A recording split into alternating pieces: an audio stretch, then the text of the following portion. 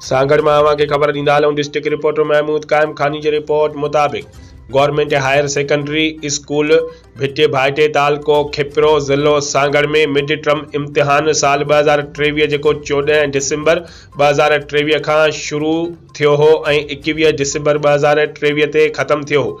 Class 6 खां 12 class ताईं जे सभिनी शागिर्दनि मिड टर्म इम्तिहान साल 2023 में हिस्सो वरितो। उन इम्तिहान में पोज़ीशन हासिल कंदड़ शागिर्दनि में अॼु 10 जनवरी 2024 ते क्लास वाइज़ हर क्लास जे पहिरें नंबर, ॿियों नंबर ऐं टियों नंबर खणंदड़ 7 क्लासिस जे 21 शागिर्दनि खे principal Mohammad Juman Solanki, vice principal Haji Ahmed Noor Mari Baloch ऐं ॿियनि उस्तादनि गुलनि जा हार पाराए इनाम ॾिना।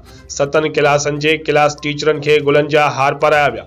इनामनि सां शागिर्दनि ऐं उस्तादनि जी हौसला अफ़ज़ाईअ में इज़ाफ़ो थींदो आहे।